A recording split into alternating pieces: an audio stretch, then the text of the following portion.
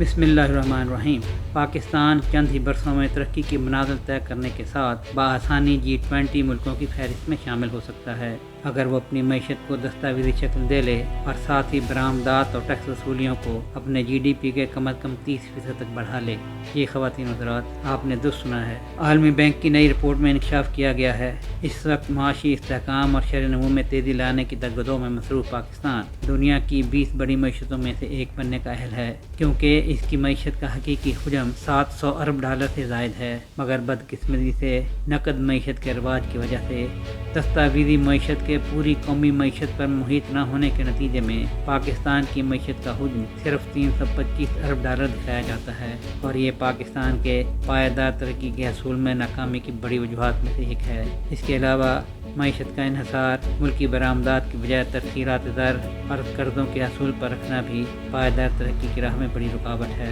کیونکہ جب بھی ملک کی شرح نمو 4% تک پہنچتی ہے تو درآمدی معیشت کی وجہ سے اس کے پاس ڈالر ختم ہو جاتے ہیں اور نتیجتاً ملک ادائیگیوں کے عدم توازن میں پھنس جاتا ہے، اور یہ قرضوں کی تجدید اور یہ نئے قرضوں کے حصول پر منتج ہوتا ہے۔ چنانچہ وزیر خزانہ محمد اورنگزیب نے گزشتہ ماہ کے آخر میں اپنی ایک پریس کانفرنس میں درست نشاندہی کی تھی کہ پاکستان کو پائیدار ترقی کے حصول کے لیے برآمدی معیشت کو فروغ دینا ہوگا۔ اگر ہم کہہ رہے ہیں کہ IMF کا آخری پروگرام ہوگا تو اسے یقینی بنانے کے لیے ہمیں اپنی معیشت کے DNA کو بنیادی طور پر تبدیل کرنا ہوگا۔ ہم اس طرف پیش رفت کر رہے ہیں اور اس کے لیے ملکی اور عالمی تھنک ٹینک سے مشاورت اور رہنمائی بھی لے رہے ہیں۔ ہمیں آج بہترین دماغوں کی ضرورت ہے جو ہماری رہنمائی اور مدد کر سکیں۔ وزیر خزانہ کا کہنا تھا کہ ہماری برآمدات کی GDP کے تناسب سے شرح 10% کے ارد گرد پھنس کر رہ گئی ہے، ہمیں اس میں نمایاں بہتری لانا ہوگی۔ انہوں نے کہا کہ میکرو اکنامک استحکام ایک بنیاد بناتا ہے، اور اگر بنیاد مستحکم نہ ہو تو ہم گھر نہیں بنا سکتے۔